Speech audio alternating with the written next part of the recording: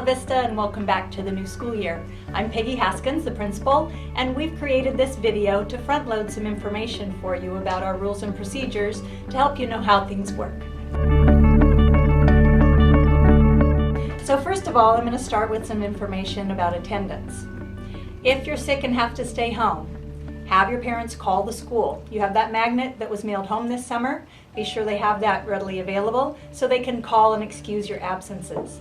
If you know you're going to need to leave school for any reason, please bring a note from your parent to the office before school in the morning. You'll get an early dismissal and that'll be your pass to get off campus. You always need an early dismissal anytime you leave school. So if you have a parent that comes in at lunch and says, hey, come on, we gotta go, you have a doctor's appointment, let's go right now, you really have to tell them you can't go with your parent unless they get the school's permission.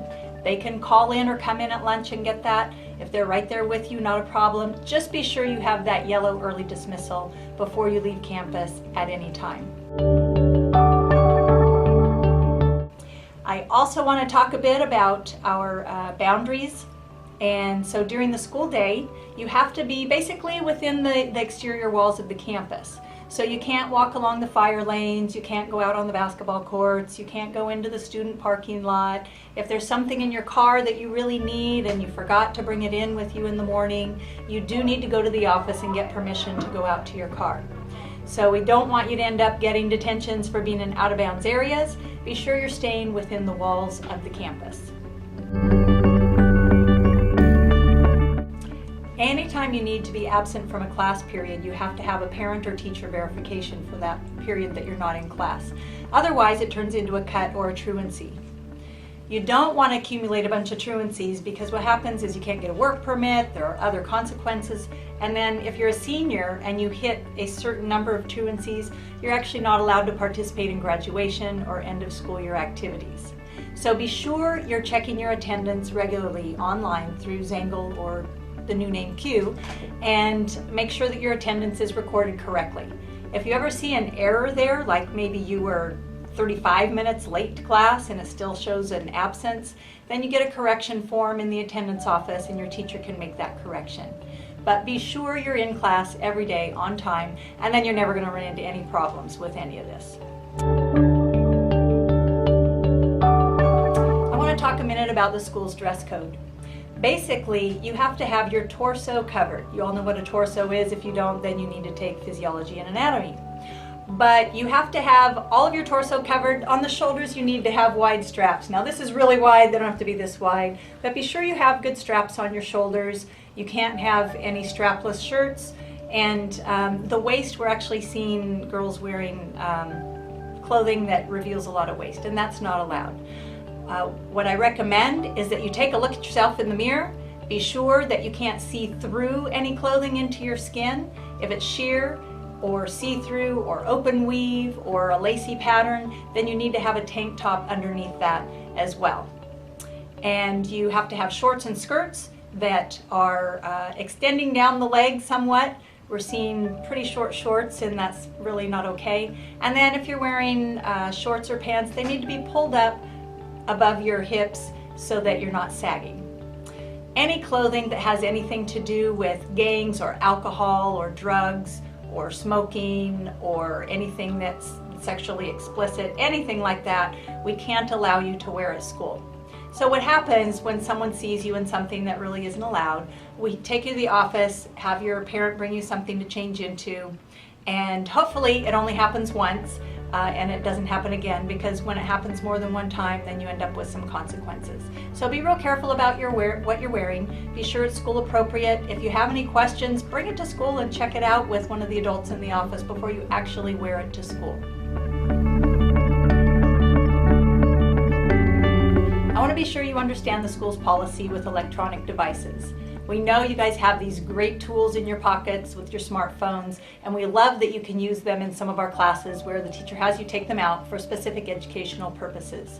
But you do need to be sure that they're off and out of sight during the entire school day except for break and lunch, unless a teacher has specifically told you you can take them out for an educational purpose. I love that you guys have access to the internet 24/7, but we need you to be engaged with the lessons that are occurring in your classes, so that's why they need to be off.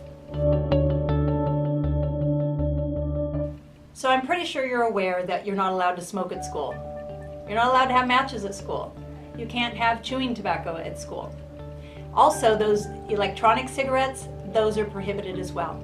So be sure you don't bring any of that to school, and for your health, don't smoke at all.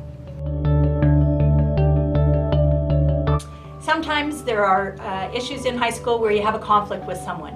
You really need to bring that to someone's attention, either a teacher or someone in the office, because we really have ways that we can help you resolve conflicts before they turn into a fight.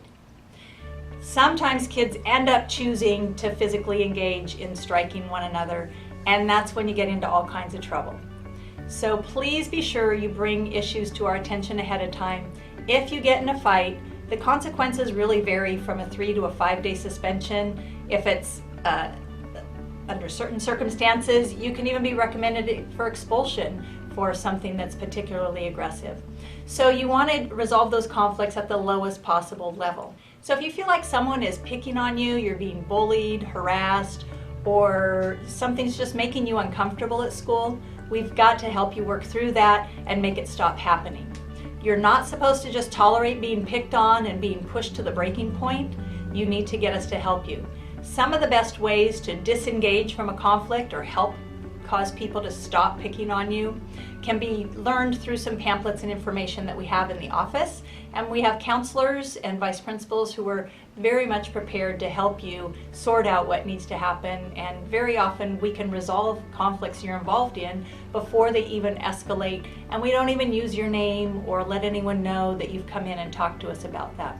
One of the things I really love about Bella Vista is that we have a very, very safe campus, and it's because of you, our students, who come in and report things that you see happening, conflicts that you see brewing, even that you're not involved in. And you come in and give us a heads up so that we can get going on taking care of those situations. So we're counting on you. There are 2,100 of you. We're counting on you to come in and let us know what might not be going too well so that we can step in and help kids resolve the conflicts that are going on.